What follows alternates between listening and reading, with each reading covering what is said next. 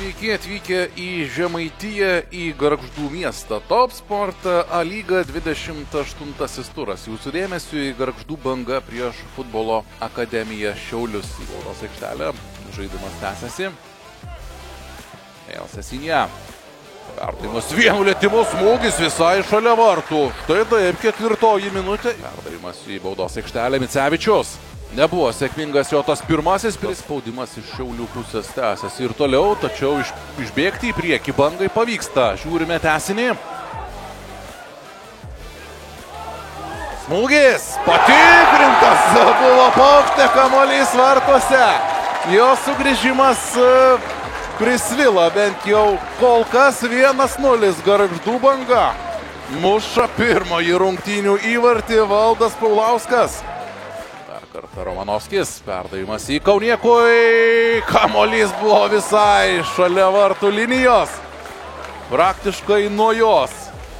Kamuolį ištraukia Gargždų Banga. Yra kiek kitokios, apie tai vėliau. Paulauskas, smūgis, kamuolys pataiko į konstrukciją. Turėjo šansą dublį per labai trumpą laiką susirinkti Valdas Paulauskas. Čia gali būti pavojaus. Agušauskas. Jo smūgis.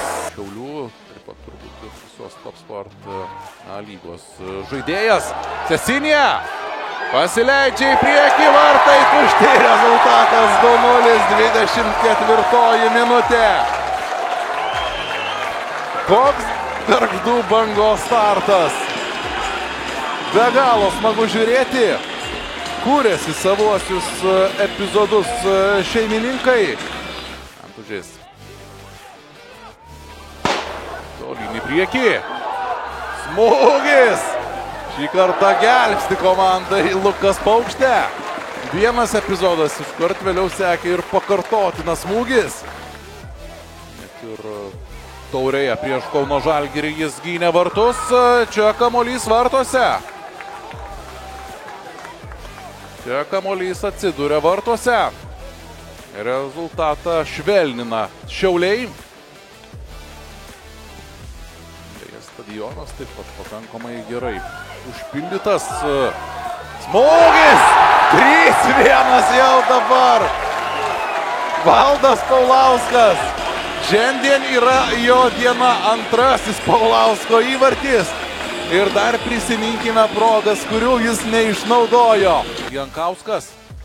O čia Ignas Venskus. Jau baudos aikštelėje. Perdavimas pažemės. Smūgis. Kamuolyje perėmė kiek vėliau. Geltona kortelė. Proga bėgti į priekį. Pinksauzas. Šis kupinas energijos, ką tik pakilęs nuo suolo prieš Dabku. Vienas kitas judesys, smūgis, neužtikrintas, Lukas Paukštė. Cesinė. Stiprus smūgis, kamuolys vartuose, 4-1. 4-1. Gargždų Banga ir ne kas kitas, Robertas Vėžiavičius muša įvartį.